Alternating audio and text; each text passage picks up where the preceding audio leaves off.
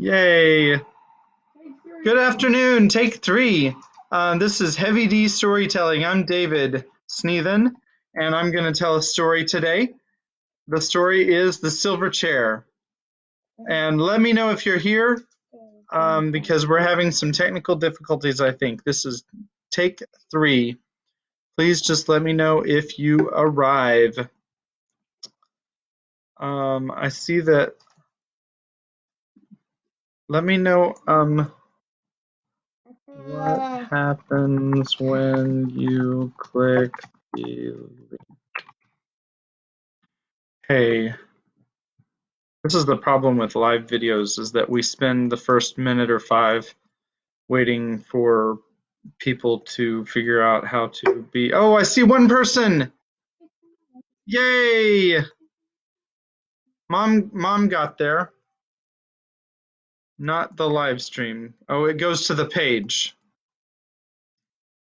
Okay. Oh, there's Mom. Yay! Hi, Mom. Daniel says hi, Mother. Oh, we have 2. Is that Rebecca? It doesn't show that you're live. That's your with an apostrophe. Okay. Uh-oh. Uh-oh. Getting. We're getting a TV. Something that is on sale. 4K. That's up to you. Okay. So, hi. Do we want this? I don't know what quality it is. It's Sony, so it's probably pretty good. Okay. So, oh, good. Now we've got pictures that are popping up, and I'm still waiting for Rebecca to tell us that she's here on the page. And I have a little lag as the interweb is not great. We're waiting for Rebecca. Waiting for Rebecca. Ben said howdy. Howdy, Ben. Ben's on. Yeah. Hi, Ben. Yay. Yeah, Daniel wants you to stay and watch. Hey, we have 3 people watching now. Oh, 4 people. Okay. So I know, well, that's not true. But okay, Ben's here, Mom's here. Yay, Mom's excited about Ben being there. Waiting for Rebecca. I do see. Okay, Rebecca's there.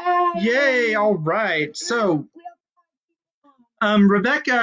Kimberly gave a synopsis earlier when we tried take 1. This is take 3.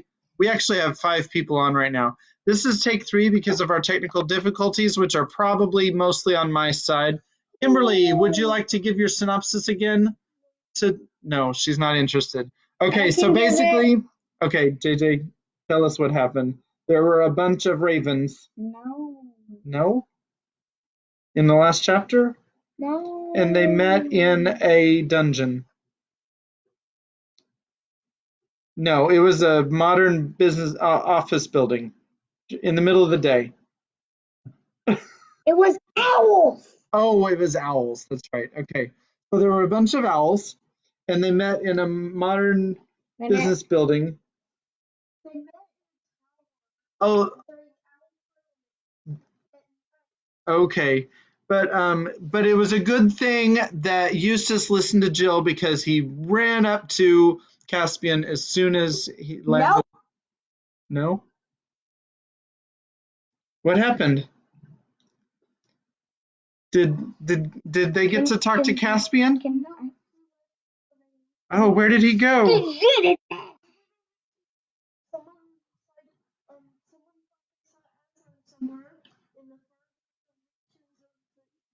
Oh, okay. So that who would ask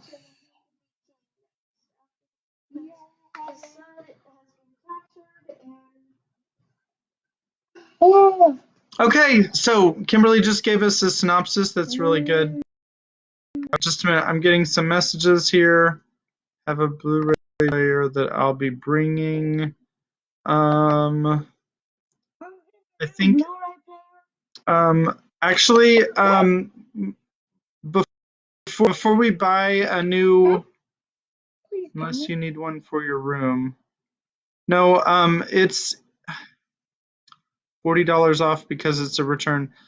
Before we get a new disc player. Okay, before we get a new disc player, let's get the TV set up and make sure it works. That's my suggestion. Okay, so we're gonna start with chapter 5, and they. Oh, and at the very end of that meeting, Pole, that's Jill, fell asleep. It was the end of a really, really long night, and day was starting to come. The owls were getting tired because it was daylight, because they are usually awake during the night. And they thought it was really strange that most people are awake during the day, but they had their little meeting at night. And then at the very end of the night, and right before daybreak, Jill was asleep. So I'm not sure exactly what's going to happen. All right. And I have read this book before, but I don't. This is I think of the 7 books, this is the one that I remember the least of. So let's see what happens. Chapter 5, Puddle Glum. Jill was asleep ever since the Owls' Parliament began. She had been yawning terribly, and now she had dropped off. She was not at all. Oh, sorry, there was a period there. Jill was asleep. Ever since the Owls' Parliament began, she'd been yawning terribly, and now she had dropped off. Okay, JJ? All right. He was playing Owl for you. She was not at all pleased at being waked again, and at finding herself lying on bare boards in a dusty belfry sort of place, completely dark and almost completely full of owls. She was even less pleased when she heard that they had to set off for somewhere else, and not apparently for bed, on the owl's back. "Oh, come on, Pole, buck up," said Scrubb's voice. "After all, it is an adventure." "I'm sick of adventures," said Jill crossly. She did, however, consent to climb on Glimfeather's back, and was thoroughly waked up for a while by the unexpected coldness of the air when he flew out with her into the night. The moon had disappeared, and there were no stars. Far behind her she could see a single lighted window well above the ground, doubtless in one of the towers of Cair Paravel. It made her long to be back in that delightful bedroom, snug in bed watching the firelight on the walls. She put her hands under her cloak and wrapped it tightly around her. It was uncanny to hear 2 voices in the dark air a little distance away. Scrub and his owl were talking to one another. "He doesn't sound tired," thought Jill. She did not realize that he had been on a great adventure in the world before, and that the Narnian air was bringing back to him a strength he had won when he sailed the eastern seas with King Caspian. Jill had to pinch herself to keep awake, for she knew that if she dozed on Glimfeather's back, she would probably fall off. When at last the 2 owls ended their flight, she climbed stiffly off Glimfeather and found herself on flat ground. A chilly wind was blowing, and they appeared to be in a place without trees. "Too-hoo! Too-hoo!" Glimfeather was calling. "Wake up, Puddleglum! Wake up!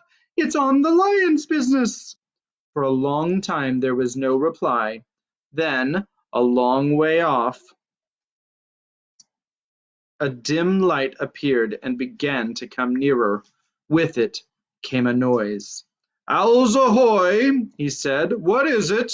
Is the king dead? Has an enemy landed in Narnia? Is it a flood or dragons?" When the light reached them, it turned out to be that of a large lantern.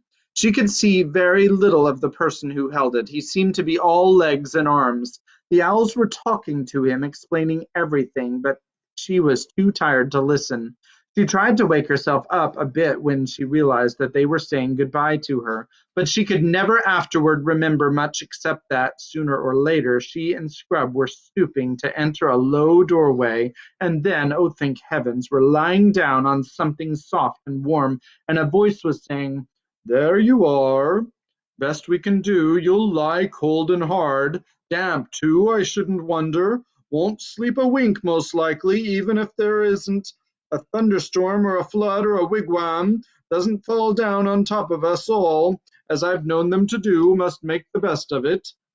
But she was fast asleep before the voice had ended. When the children woke late next morning, they found that they were lying very dry and warm on beds of straw in a dark place. A triangular opening let in the daylight. "Where on earth are we?" asked Jill. "In the wigwam of a marshwiggle," said Eustace. "A what?" "A marshwiggle. Don't ask me what it is. I couldn't see it last night. I'm getting up. Let's go and look for it." "How beastly one feels after sleeping in one's clothes," said Jill, sitting up. "I was just thinking how nice it was not to have to dress," said Eustace.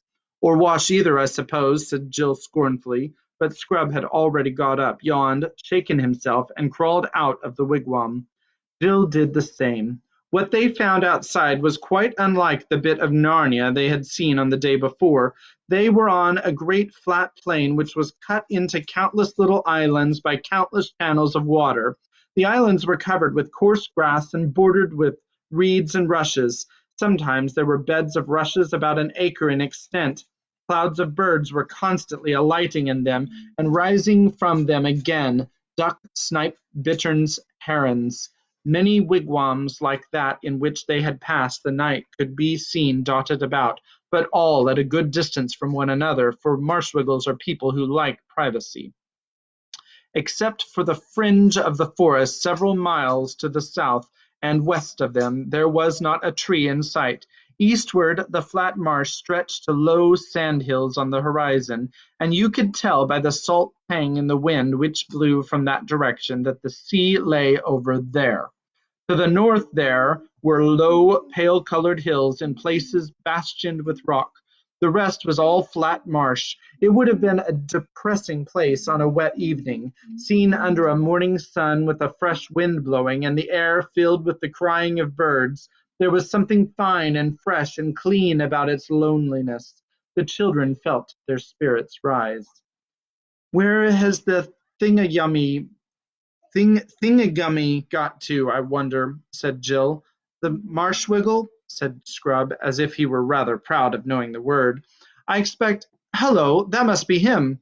And then they both saw him sitting with his back to them, fishing about 50 yards away. He had been hard to see at first because he was nearly the same color as the marsh, and because he sat so still.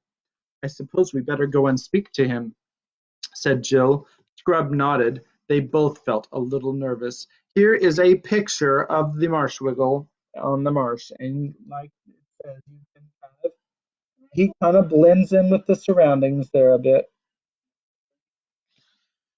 Yes, see, since you're sitting next to me, you can see the pictures while I'm reading, and I don't have to show them to you. As they drew nearer, the figure turned its head and showed them a long, thin face with rather sunken cheeks, a tightly shut mouth, a sharp nose, and no beard. He was wearing a high, pointed hat like a steeple with an enormously wide, flat brim. The hair, if it could be called hair, which hung over his large ears, was greeny-gray, and each lock was flat rather than round, so that they were like tiny reeds. His expression was solemn, his complexion muddy, and you could see at once that he took a serious view of life. "Good morning, guests," he said, "though when I say good, I don't mean it won't probably turn out to rain, or it might snow or fog or thunder. You didn't get any sleep, I dare say." "Yes, we did, though," said Jill. "We had a lovely night." "Ah," said the Marshwiggle, shaking his head, "I see you're making the best of a bad job. That's right. You've been well brought up, you have. You've learned to put a good face on things." "Please, we don't know your name," said Scrub. "Puddleglum's my name, but it doesn't matter if you forget it. I can always tell you again." The children sat down on each side of him. They now saw that he had very long legs and arms, so that although his body was not much bigger than a dwarf's, he would be taller than most men when he stood up. The fingers of his hands were webbed like a frog's, and so were his bare feet, which dangled in the muddy water. He was dressed in earth-colored clothes that hung loose about him. "I'm trying to catch a few eels to make a eel stew for dinner," said Puddleglum, "though I shouldn't wonder if I didn't get any, and you won't like them much if I do." "Why not?" asked Scrub. "Why, it's not in reason that you should like our sort of victuals, though I've no doubt you'll put a bold face on it." Does anybody remember the word victuals? Kimmy, are you awake? Does anybody remember the word victuals? If you remember, go ahead and put it in the comments what victuals means, and we will. I'll read those comments at the end of the chapter. All the same, Kimberly, sit up. Sit up. It's okay. Daniel, stop doing that. Like for real. Kimmy, like for real, sit up. Why are y'all resisting? This is special fun time. All the same, while I am catching them, if you two could try to light the fire, no harm trying. The wood's behind the wigwam. It may be wet. You could light it inside the wigwam, and then we'd get all the smoke in our eyes. Or you can light it outside, and then the rain would come and put it out. Here's my tinderbox. You wouldn't know how to use it, I expect. But Scrub had learned that sort of thing on his last adventure. The children ran back together to the wigwam, found the wood, which was perfectly dry, and succeeded in lighting a fire with rather less than the usual difficulty. Then Scrub sat and took care of it while Jill went and had some sort of wash, not a very nice one, in the nearest channel. After that she saw to the fire and he had a wash. Both felt a good deal fresher, but very hungry. Presently the Marshwiggle joined them. In spite of his expectation of catching no eels, he had a dozen or so, which he had already skinned and cleaned. He put a big pot on, mended the fire, and lit his pipe. Marshwiggles smoke a very strange, heavy sort of tobacco. Some people say they mix it with mud, and the children noticed the smoke from Puddleglum's pipe hardly rose into the air at all. It trickled out of the bowl and downward and drifted along the ground like a mist. It was very black and set Scrub coughing. "No," said Puddleglum, "those eels will take a mortal long time to cook, and either of you might faint with hunger before they're done. I knew a little girl, but I'd better not tell you that story. It might lower your spirits, and that's a thing I never do. So, to keep your minds off your hunger, we may as well talk about our plans." "Yes, do, let's," said Jill. "Can you help us find Prince Rilian?" The Marshwiggle, here's a picture there of them. The Marshwiggle and Eustace and Jill right there. Kimberly, are you trying to take a nap? What's the deal? Why don't you stand up or something? You look like you're about to fall asleep. That's a big Marshwiggle. That is a big Marshwiggle, right? He's got long legs. Got long legs. That big face. Yep. Yeah, come over here and see it. He's tall. Yeah, he's tall. Okay. He's really tall. I mean, if you listen to the story, you'd know he's tall. And I haven't seen anybody post what victuals are, so go ahead and make your comment in there what you think it is, because we did talk about it in the last book. All right, the Marshwiggle sucked in his cheeks till they were hollower than you would have thought possible. "Well, I don't know what you'd call it help, or that you'd call it help," he said. "I don't know that anyone can exactly help. It stands to reason we're not likely to get very far on a journey to the north, not at this time of year, with the winter coming on soon and all, and an early winter too by the look of things. But you mustn't let that make you downhearted. Very likely, what with enemies and mountains and rivers to cross and losing our way and next to nothing to eat and sore feet, we'll hardly notice the weather. and if we don't get far enough to do any good, we may get far enough not to get back in a hurry. Both children noticed that he said we, not you, and both exclaimed at the same moment, Are you coming with us? Oh, yes, I'm coming, of course. Might as well, you see. I don't suppose we shall ever see the king back in Narnia, now that he's once set off for foreign parts. And he had a nasty cough when he left. Then there's Trumpkin. He's failing fast, and you'll find there'll never been a bad harvest after this terrible dry summer. And I shouldn't wonder if some enemy attacked us. Mark my words. And how shall we start? Said Scrub. Well, said the Marshwiggle very slowly, all the others who ever went looking for Prince Relian started from the same fountain where Lord Drinian saw the lady. They went north mostly, and as none of them ever came back, we can't exactly say how they got on. We've got to start by finding a ruined city of giants, said Jill. Aslan said so. Got to start by finding it, have we? Answered Puddleglum. Not allowed to start by looking for it, I suppose. That's what I meant, of course, said Jill. And then, when we've found it. Yes, when, said Puddleglum very dryly. Doesn't anyone know where it is? Asked Scrub. I don't know about anyone, said Puddleglum, and I won't say I haven't heard of that ruined city. You wouldn't start from the fountain, though. You'd have to go across Edensmoor. That's where the ruined city is, if it's anywhere. But I've been as far in that direction as most people, and I've never got to any ruins, so I won't deceive you. Where's Edensmoor? Said Scrub. Look over there northward, said Puddleglum, pointing with his pipe. See those hills and bits of cliff? That's the beginning of Ettinsmoor. But there's a river between it and us, the River Shribble. No bridges, of course. I suppose we can ford it, though, said Scrub. Well, it has been forded, admitted the Marshwiggle. Perhaps we shall meet people in Edensmoor who can tell us the way, said Jill. You're right about meeting people, said Puddleglum. What sort of people live there? She asked. It's not for me to say they aren't all right in their own way, answered Puddleglum, if you like their way. Yes, but what are they? Pressed Jill. There are so many queer creatures in this country. I mean, are they animals or birds or dwarfs or what? The Marshwiggle gave a long whistle. Phew, he said. Don't you know? I thought the owls had told you. They're giants.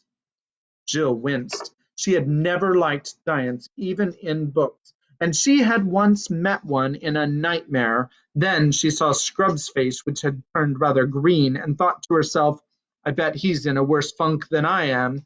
That made her feel braver. The king told me long ago, said Scrub, that time when I was with him at sea, that he'd jolly well beaten those giants in war and made them pay tribute. That's true enough, said Puddleglum. They're at peace with us all right. As long as we stay on our own side of the Shribble, they won't do us any harm. Over on their side, on the moor, still, there's always a chance. If we don't get near any of them, and if none of them forget themselves, and if we're not seen, it's just possible we might get a long way. Look here, said Scrub, suddenly losing his temper, as people so easily do when they've been frightened. I don't believe the whole thing can be half as bad as you're making it out, any more than the beds in the wigwam were hard or the wood was wet. I don't think Aslan would ever have sent us if there was so little chance as all that. He quite expected the Marshwiggle to give him an angry reply, but he only said, That's the spirit, Scrub. That's the way to talk. Put a good face on it. But we all need to be very careful about our tempers, seeing all the hard times we shall have to go through together. Won't do to quarrel, you know.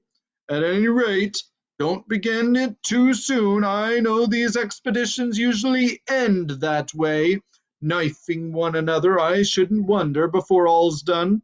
But the longer we can keep it off—" "Well, if you feel it's so hopeless," interrupted Scrub, "I think you'd better stay behind. Pole and I can go on alone, can't we, Pole?" "Shut up and don't be such a donkey, Scrub," said Jill hastily, terrified lest the Marshwiggle should take him at his word. "Don't you lose heart, Pole," said Puddleglum. "I'm coming, sure and certain. I'm not going to lose an opportunity like this. It will do me good. They all say, I mean the other Wiggles all say, that I'm too flighty, don't take life seriously enough. If they've said it once, they've said it 1,000 times. Puddleglum, they said, you're altogether too full of bombance and bounce and high spirits. You've got to learn that life isn't all fricasseed frogs and eel pie. You want something to sober you down a bit? We're only saying it for your own good, Puddleglum. That's what they say. Now a job like this, a journey up north just as winter's beginning, looking for a prince that probably isn't there, by way of a ruined city that no one has ever seen, will be just the thing. If it doesn't steady a chap, I don't know what will." And he rubbed his big frog-like hand together as if he were talking of going to a party or a pantomime. Sorry, it crosses the line. "And now," he said, "let's see how those eels are getting on." When the meal came, it was delicious, and the children had 2 large helpings each. At first the Marshwiggle wouldn't believe that they really liked it, and when they had eaten so much that he had to believe them, he fell back on saying that it would probably disagree with them horribly. "What's food for Wiggles may be poison for humans, I shouldn't wonder," he said. After the meal they had tea in tins, as you've seen men having it who are working on the road, and Puddleglum had a good many sips out of his square black bottle. He offered the children some of it, but they thought it very nasty. The rest of the day was spent in preparations for an early start tomorrow morning. Puddleglum, being far the biggest, said he would carry 3 blankets with a large bit of bacon rolled up inside them. Jill was to carry the remains of the eels, some biscuits, and the tinder box. Scrub was to carry both his own cloak and Jill's when they didn't want to wear them. Scrub, who had learned some shooting when he sailed to the east under Caspian, had Puddleglum's second best bow, and Puddleglum had his best one, though he said what with winds and damp bowstrings, and bad light and cold fingers, it was 100 to 1 against either of them hitting anything. He and Scrub both had swords. Scrub had brought the one which had been left out for him in his room at Cair Paravel, but Jill had to be content with her knife. There would have been a quarrel about this, but as soon as they started sparring, the Wiggle rubbed his hands and said, "Oh, there you are, I thought as much. That's what usually happens on adventures." This made them both shut up. All 3 went to bed early in the wigwam. This time the children really had a rather bad night. That was because Puddleglum, after saying, "You'd better try for some sleep, you 2, not that I suppose any of us will close an eye tonight," instantly went off into such a loud, continuous snore that when Jill at last got to sleep, she dreamed all night about road drills and waterfalls and being in express trains in tunnels. That's the end of chapter 5. Chapter 6 is called The Wild Wastelands of the North. I see we still have 4 people watching, so please put in the comments if you want me to read the next chapter. I have 3 children that are still awake, so that's good. I comments about the victuals. So let us know what you think that victuals are in the comments below. There's JJ. Yay! So I'm gonna wait for, I would really like it if you guys sat up. That would make me feel like you guys are paying attention. I think the people on Facebook are paying attention. Okay, the Wild Wastelands of the North. I still don't have any comments. I don't know if anybody wants me to read another chapter. This was kind of an impromptu idea of mine. Oh, I got a hey. Hey, hey. I vote to keep going. That's Mom. Mom votes to keep going. Kimmy, keep going. Kimmy's I don't care. JJ says yes. What? You don't want to read about. Daniel says no. I say yes. I got some spoil sports here. I say yes. Okay, I think that Mom outvotes Hey, Mom. everybody. Okay, Mom outvotes everyone. I want to know who the fourth person is. I know Ben's here and Rebecca's here And Mom's here. and Mom's here, and I don't know who the fourth person is. So leave Yeah, fourth leave a comment person. so that we know who you are, Yeah. because I like meeting new people. Okay, I think we're gonna read the next chapter. So it's called. I said Ben. Yeah, I did. Okay. So chapter 6. I said Rebecca and Ben and Mom, and then but there's 4 people. So I don't know who. I'm on my phone and my computer. Oh, so Ben's actually on twice.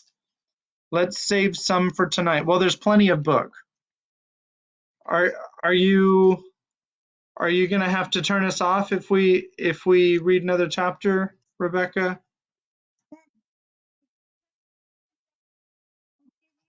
See, we've still got this much book. We're not gonna finish it today. All right.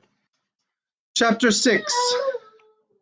The Wild Wastelands of the North. Ben, let us know if you're enjoying the story, because I know that you don't get to go because you're usually watching your Walking Garbage show. So, well, it's true. He's usually watching it. Okay. That's right, Walking Garbage. Said it out loud. Ha ha ha ha. Okay. Yes. Yes. Just a minute. Yes. We are doing our afternoon.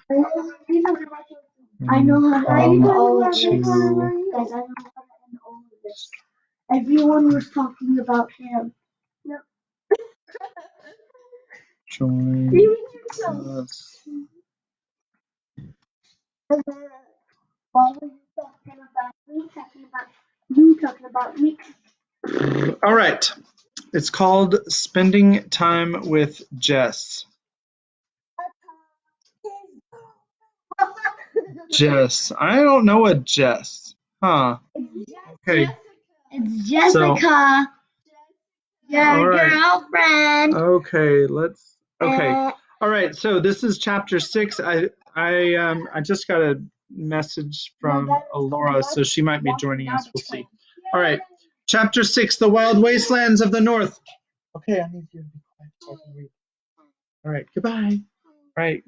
He's gonna hide under the covers now. All right. The Wild Wastelands of the North. At about 9 o'clock the next morning, that's not exactly starting early, by the way. 9 o'clock the next morning, 3 lonely figures might have been seen picking their way across the Shribble by the shoals and stepping stones. I'm sorry, Daniel, what? Are you going to add to the story? Oh, no, Alora's not there yet. She just said that she might join us, so we'll see. Okay, JJ, I think you need to calm down. All right. It was a shallow, noisy stream, and even Jill was not wet above her knees when they reached the northern bank. About 50 yards ahead, the land rose up to the beginning of the moor, everywhere steeply and often in cliffs. I suppose that's our way, said Scrub, pointing left and west to where a stream flowed down from the moor through a shallow gorge, but the Marshwiggle shook his head. The giants mainly live along the sides of that gorge, he said. You might say the gorge was like a street to them. We'll do better straight ahead, even though it's a bit steep. They found a place where they could scramble up, and in about 10 minutes stood panting at the top. They cast a longing look back at the valley land of Narnia, and then turned their faces to the north. The vast lonely moor stretched on and up as far as they could see. On their left was rockier ground. Jill thought that must be the edge of the Giant's Gorge and did not much care about looking in that direction. They set out. It was good, springy ground for walking, and a day of pale winter sunlight.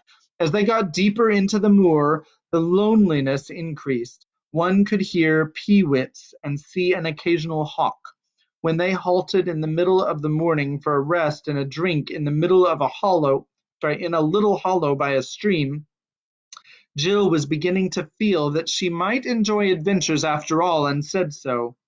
"We haven't had any yet," said the Marshwiggle.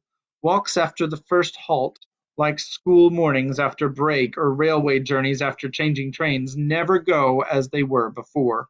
When they set out again, Jill noticed that the rocky edge of the gorge had drawn nearer, and the rocks were less flat, more upright than they had been.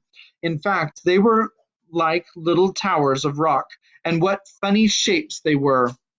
I do believe, thought Jill, that all the stories about giants might have come from those funny rocks. If you were coming along here when it was half dark, you could easily think those piles of rock were giants. Look at that one now. You can almost imagine that the lump on top was a head, if it would be rather too big for the body, but it would do well enough for an ugly giant.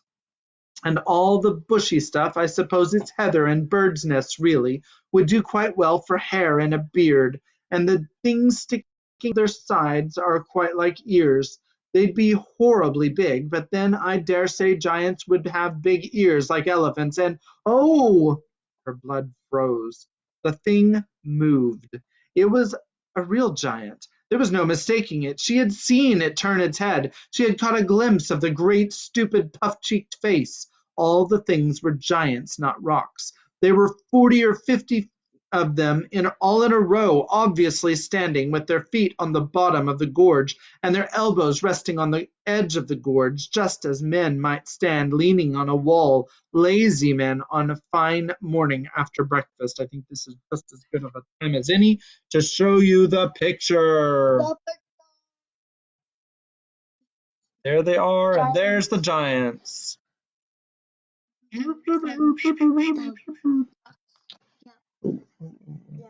Cool. Oh, so Laura was there. She said hi. I lost my place. Okay, after breakfast, right? Lazy man on a fine morning after breakfast. Keep straight on, whispered Puddleglum, who had noticed them too. Don't look at them, and whatever you do, don't run. They'd all be after us in a moment. So they kept on, pretending not to have seen the giants. It was like walking past the gate of a house where there's a fierce dog, only far worse. There were dozens and dozens of these giants. They didn't look angry or kind or interested at all. There was no sign that they had seen the travelers. Then, whiz, whiz, whiz, some heavy object came hurtling through the air, and with a crash a big boulder fell about 20 paces ahead of them, and then thud! Another fell 20 feet behind. "Are they aiming at us?" asked Scrub. "No," said Puddleglum. "We'd be a good deal safer if they were. They're trying to hit that cairn over there to the right. They won't hit it, you know. It's safe enough. They're such very bad shots. They play cockshies most fine mornings, about the only game they're clever enough to understand." It was a horrible time. There seemed no end of the line of giants, and they never ceased hurtling stones, some of which fell extremely close. Quite apart from the real danger, the very sight and sound of their faces and voices were enough to scare anyone. Jill tried not to look at them. After about 25 minutes, the giants apparently had a quarrel. This put an end to the cockshies, but it is not pleasant to be within a mile of quarreling giants. They stormed and jeered at one another in long, meaningless words of about 20 syllables each. They foamed and gibbered and jumped in the rage, and each jump shook the earth like a bomb. They lammed each other on the head with great clumsy stone hammers, but their skulls were so hard that the hammers bounced off again, and then the monster who had given the blow would drop his hammer and howl with pain because it had stung his fingers. But then he was so stupid that he would do exactly the same thing a minute later. This was a good thing in the long run, for by the end of an hour all the giants were so hurt that they sat down and began to cry. When they sat down, their heads were below the edge of the gorge, so that you saw them no more, but Jill could hear them howling and blubbering and boo-hooing like great babies, even after the place was a mile behind. That night they bivouacked on a bare moor, and Puddleglum showed the children how to make the best of their blankets by sleeping back to back. The backs keep each other warm, and you can then have both blankets on top. But it was chilly even so, and the ground was hard and lumpy. The Marshwiggle told them they would feel more comfortable if they thought how very much colder it would be later on and farther north, but this didn't cheer them up at all. They traveled across Edensmoor for many days, saving the bacon and living chiefly on the moorfowl. They were not, of course, talking birds, which Eustace and the Wiggle shot, and Jill rather envied Eustace for being able to shoot. He had learned it on his voyage with King Caspian. As there were countless streams on the moor, they were never short of water. Jill thought that when in books people live on what they shoot, it never tells you what a long, smelly, messy job it is plucking and cleaning dead birds, and how cold it makes your fingers. But the great thing was that they met hardly any giants. One giant saw them, but he only roared with laughter and sailed away about his own business. About the 10th day they reached a place where the country changed. They came to the northern edge of the moor and looked down a long, steep slope into a different and grimmer land. At the bottom of the slope were cliffs, beyond these a country of high mountains, dark precipices, stony valleys, ravines so deep and narrow that one could not see far into them, and rivers that poured out of echoing gorges to plunge sullenly into black depths. Needless to say, it was Puddleglum who pointed out the sprinkling of snow on the more distant slopes. "But there'll be more on the north side of them, I shouldn't wonder," he added. It took them some time to reach the foot of the slope, and when they did, they looked down from the top of the cliffs at a river running below them from west to east. It was walled in by precipices on the far side as well as on their own, and it was green and sunless, full of rapids and waterfalls. The roar of it shook the earth even where they stood. "The bright side is," said Puddleglum, because he's always sure to tell you the bright side of every situation, right? Yep. "That if we break our necks getting down the cliff, then we're safe from being drowned in the river." That is definitely a positive outlook right there. "What about that?" said Scrub suddenly, pointing upstream to their left. Sorry, I'm reading. Pointing upstream to their left. Then they all looked and saw the last thing they were expecting, a bridge. And what a bridge, too. It was a huge single arch that spanned the gorge from cliff top to cliff top, and the crown of that arch was as high above the cliff tops as the dome of St. Paul's is above the street. Does anybody know where St. Paul's is located? St. Paul's. If you have an idea where St. Paul's is located or what it might be, put your comment down in the comments. All right.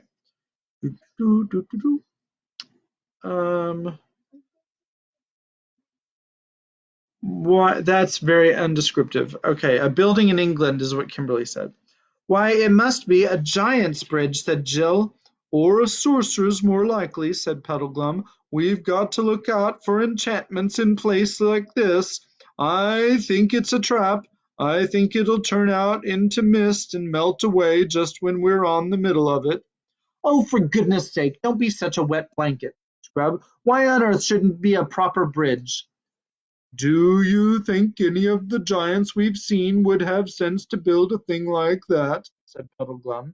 But mightn't it have been built by other giants? Said Jill. I mean, by giants who lived hundreds of years ago and were far cleverer than the modern kind. It might have been built by the same ones who built the giant city we're looking for, and that would mean we're on the right track. The old bridge leading to the old city. That's real brainwave pulls, said Scrub. It must be. So they turned. Mom says, go make iced coffee. Bring your phone with you so that you can still listen. You can tune in on Facebook. Yay! Nope, you can sit down. Ah. Okay, so they learn how to talk here in a minute. So they turned and went to the bridge, and when they reached it, it certainly seemed solid enough. The single stones were as big as those at Stonehenge and must have been squared by good masons once, though now they were cracked and crumbled. The balustrade had apparently been covered with rich carvings, of which some traces remained, mouldering faces and forms of giants, minotaurs, squids, centipedes, and dreadful gods. Puddleglum still didn't trust it, but he consented to cross it with the children. The climb up to the crown of the arch was long and heavy. In many places the great stones had dropped out, leaving horrible gaps through which you looked down on the river foaming thousands of feet below. They saw an eagle fly through under their feet, and the higher they went, the colder it grew, and the wind blew so that they could hardly keep their footing. It seemed to shake the bridge. When they reached the top and could look down the farther slope of the bridge, they saw what looked like the remains of an ancient giant road stretching away before them into the heart of the mountains. Many stones of its pavement were missing, and there were wide patches of grass between those that remained, and riding toward them on that ancient road were two people of normal, grown-up human size. Keep on, move toward them, said Puddleglum. Anyone you meet in a place like this is as likely as not to be an enemy, but we mustn't let them think we're afraid. By the time they had stepped off the end of the bridge onto the grass, the two strangers were quite close. One was a knight in complete armor with his visor down. His armor and his horse were black. There was no device on his shield and no banneret on his spear. The other was a lady on a white horse, a horse so lovely that you wanted to kiss its nose and give it a lump of sugar at once. But the lady, who rode side saddle and wore a long fluttering dress of dazzling green, was lovelier still. And here is a picture of the knight and the fair lady, right there, with his visor down. Let me know in the comments if you're enjoying the story, because I don't know any other way. Okay. Good day, travelers, she cried in a voice as sweet as the sweetest bird song, trilling her R's delightfully. So it was actually, good day, travelers. Some of you are young pilgrims to walk this rough waste. Some of you are young pilgrims. That's as it may be, ma'am, said Puddleglum very stiffly and on his guard. We're looking for the ruined city of the giants, said Jill. The ruined city, said the lady. That is a strange place to be seeking. How interesting, she's wearing green. What will you do if you find it? We've got to, began Jill, but Puddleglum interrupted. Begging your pardon, ma'am, but we don't know if you or your friend, a silent chap, isn't he? And you don't know us, and we'd just as soon not talk to strangers about our business, if you don't mind. Shall we have a little rain soon, do you think? He changed the subject. The lady laughed, the richest, most musical laugh you can ever imagine. Well, children, she said, you have a wise, solemn old guide with you. I think none the worse of him for keeping his own counsel, but I'll be free with mine. I have often heard the name of the giantess city Ruinous, but never met anyone who would tell me the way thither. This road leads to the Burg and the castle of Harfang, where dwell the gentle giants. They are as mild, civil, prudent, and courteous as those of Etan's Moor, are foolish, fierce, savage, and given to all beastliness. And in Harfang you may or may not hear tidings of the city Ruinous, but certainly you shall find good lodgings and merry hosts. You would be wise to winter there, or at the least to tarry certain days for your ease and refreshment. There you shall have streaming baths, soft beds, and bright hearths, and the roast and the baked and the sweet and the strong will be on the table 4 times a day. I say, exclaimed Scrub, that's something like. Think of sleeping in a bed again. Yes, and having a hot bath, said Jill. Do you think they'll ask us to stay? We don't know them, you see. Only tell them, answered the lady, that she of the green kirtles salutes them by you, and has sent them 2 fair southern childrens for the autumn feast. Oh, thank you ever so much, said Jill Scrub. But have a care, said the lady, on whatever day you reach Harfang, that you come not to the door too late, for they shut their gates a few hours after noon, and it is the custom of the castle that they open to none when once they have drawn the bolt, how hard soever he knock. The children thanked her again with shining eyes, and the lady waved to them. The Marshwiggle took off his steeple hat and bowed very stiffly. Then the silent knight and the lady started walking their horses up the slope in the bridge with a great clatter of hoofs. JJ, I really need you to turn around and sit down. Stop wiggling. JJ's getting into character with the Marshwiggle by wiggling. All right. Well, said Puddleglum, I'd give a good deal to know where she's coming from and where she's going. Not the sort you expect to meet in the wilds of Giantland, is she? Up to no good, I'll be bound. Oh, rot, said Scrub. I thought she was simply super. And think of hot meals and warm rooms. Haha, he's already starting to talk like her. Ha ha ha. I do hope Harfang isn't a long way off. Same here, said Jill, and hadn't she a scrumptious dress? And the horse!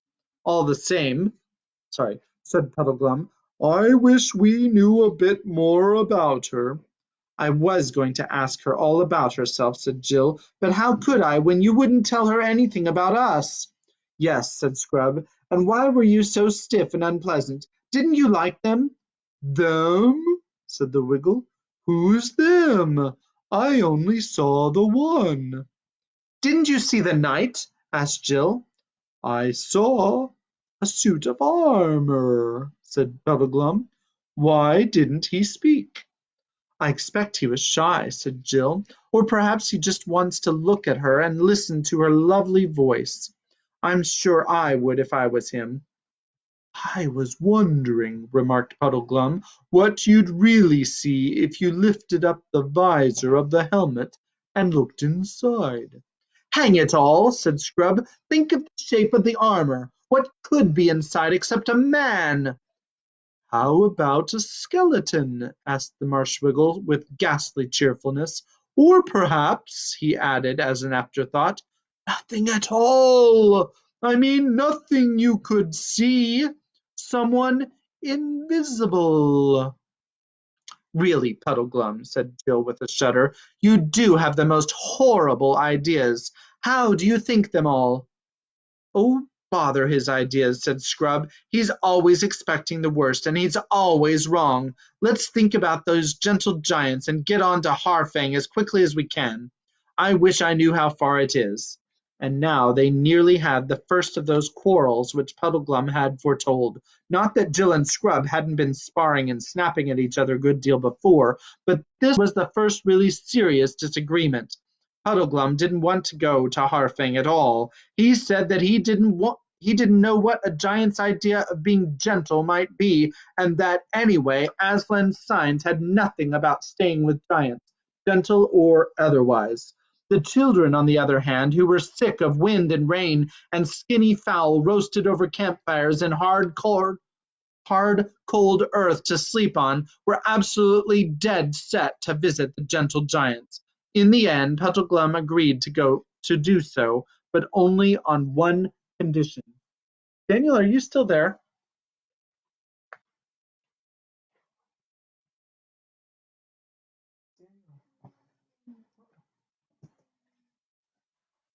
Oh. Right. I'll read to the people that are paying attention at least. Everybody else can just have nap time, I guess.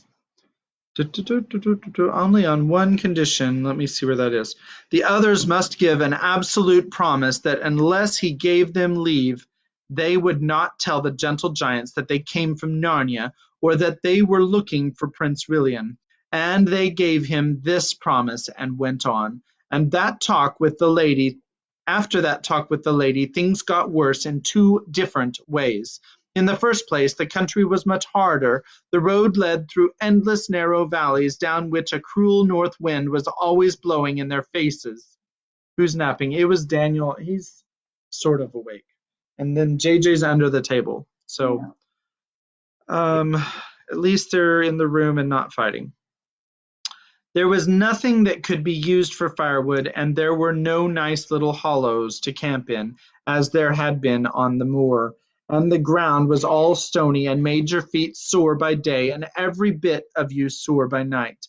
In the second place, whatever the lady had intended by telling them about Harfang, the actual effect on the children was a bad one. They could think about nothing but beds and baths and hot meals and how lovely it would be to get indoors.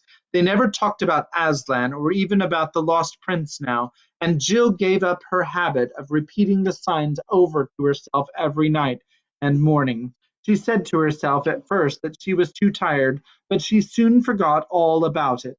And though you might have expected that the idea of having a good time at Harfang would make them more cheerful, it really made them more sorry for themselves and more grumpy and snappy with each other and with Puddleglum. At last they came one afternoon to a place where the gorge in which they were traveling widened out and dark fir woods rose on either side. They looked ahead and saw that they had come through the mountains. Before them lay a desolate rocky plain, beyond it further mountains capped with snow. But between them and those further mountains rose a low hill with an irregular, flattish top. Look, look, cried Jill, and pointed across the plain, and there, through the gathering dusk, from beyond the flat hill, everyone saw lights. Lights! Not moonlight nor fires, but a homely, cheering row of lighted windows. If you have never been in the wild wilderness day and night for weeks, you will hardly understand how they felt. Harfang! cried Scrub and Jill in glad, excited voices, and Harfang, repeated Puddleglum in a dull, gloomy voice. But he added, Hullo, wild geese, and had the bow off his shoulder in a second. He brought down a good fat goose. It was far too late to think of reaching Harfang that day, but they had a hot meal and a fire and started the night warmer than they had been for over a week. After the fire had gone out, the night grew bitterly cold, and when they woke the next morning their blankets were stiff with frost. Never mind, said Jill, stamping her feet. Hot baths tonight. And chapter 7 is called The Hill of the Strange Trenches. Not And the that. first word is there. So here we are with chapter 7, which is where we'll begin tonight. I hope y'all are enjoying the story, getting a whole lot of comments. But are we still reading tonight? Yeah, of course we're reading tonight. Because that is the bedtime story time. This was an extra impromptu story time that we added to the day because we didn't have anything else to do this afternoon, and I just thought that it would be a great opportunity to go do something. And it is really, really miserably humid outside right now, and I just didn't really feel like anybody wanted to go on a long walk or do anything like that. So God bless you guys. We'll be back at 8:30 tonight. I hope that you're enjoying the story. And again, we're going to start with chapter 7. I just loved Chronicles of Narnia. I'll probably read it 2 or 3 more times at least after we're done this time. But I hope y'all are enjoying it as much as I am. God bless you. Have a good day. And we will see you later tonight, 8:30 Central Time. JJ says bye. Everybody says bye. Bye.